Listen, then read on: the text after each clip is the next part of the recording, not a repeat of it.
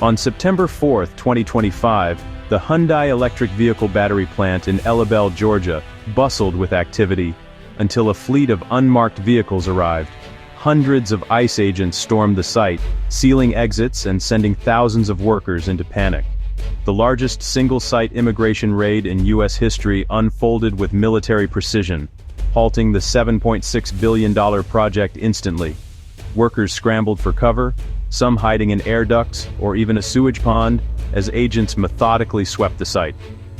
The operation targeted undocumented workers, but among the 475 arrested were 317 South Korean engineers and technicians, key specialists for the plant.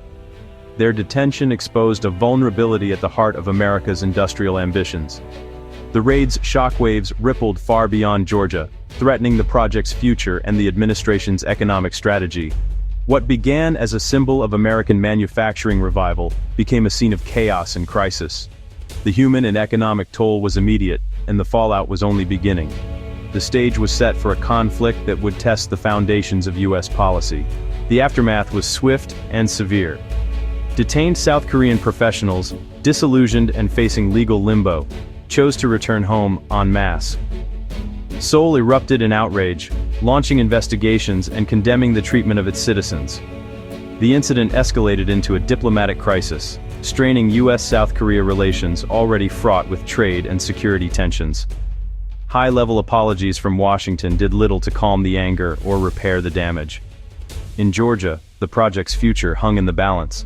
The loss of skilled workers threatened delays and cast doubt on the state's biggest economic win. Governor Kemp's administration scrambled to salvage the deal, as the raid turned a political triumph into a liability. The event became a flashpoint, exposing the risks of conflicting federal and state agendas. The diplomatic and political fallout made clear this was no ordinary enforcement action. The crisis had only just begun. The Georgia raid spotlighted a core contradiction in Trump's agenda. The administration courted foreign investment, touting America as a manufacturing haven, while simultaneously cracking down on immigration with unprecedented force. The Hyundai plant, once a poster child for economic revival, became collateral in a battle between business incentives and hardline enforcement.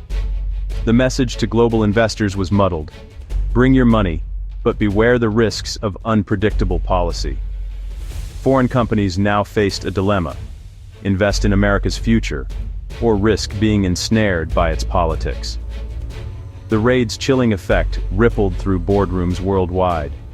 The promise of growth clashed with the threat of disruption, leaving allies and investors questioning America's reliability.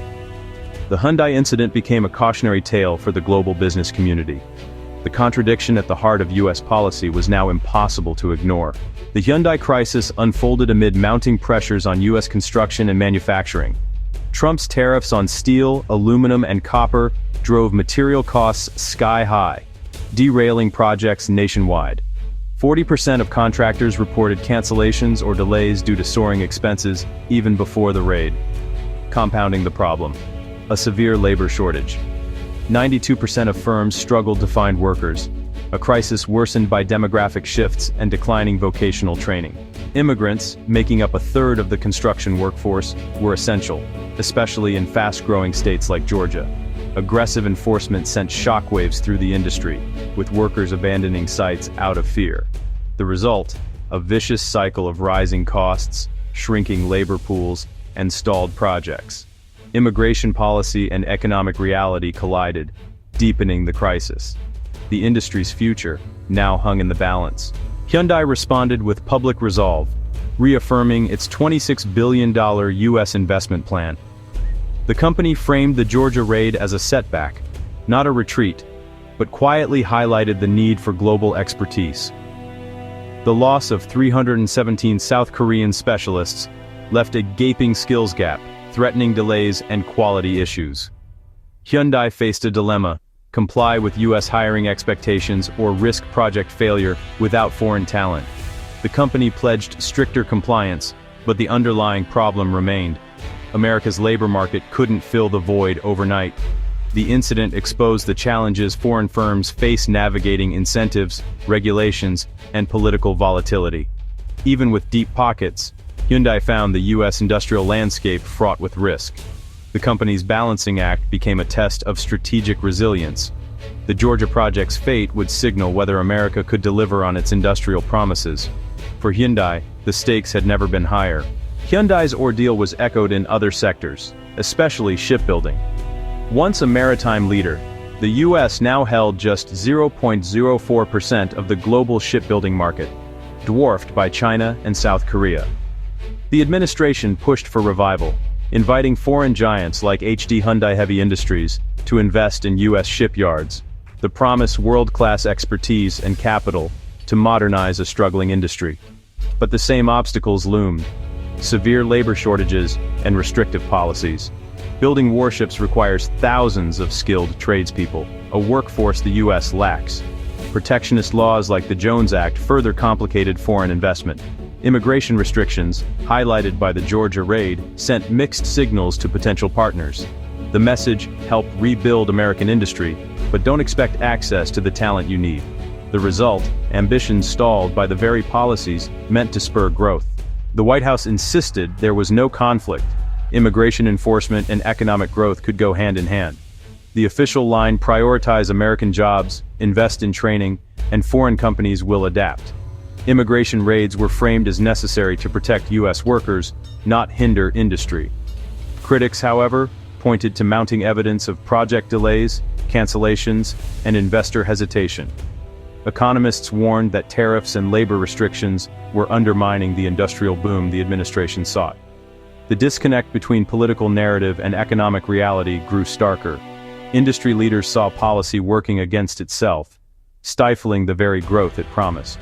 The Georgia raid became a symbol of this tension, a policy clash with real-world consequences. The question: could America reconcile its ambitions with its actions? The Hyundai raid stands as a stark case study of an administration divided against itself. The drive for industrial revival collided head-on with a rigid immigration agenda, halting a flagship project and triggering diplomatic fallout. Rising material costs and chronic labor shortages had already strained America's industrial ambitions. Aggressive enforcement added new risks, deterring both capital and talent. The U.S. sent mixed signals, welcoming investment but threatening disruption. Companies like Hyundai faced a treacherous landscape, opportunities shadowed by uncertainty. The White House's denial of conflict rang hollow as economic realities set in. The dream of an American manufacturing renaissance now teetered on the edge. Without coherent, aligned policies, the promised boom risked slipping away. The idle cranes in Georgia warned, a house divided cannot build the future.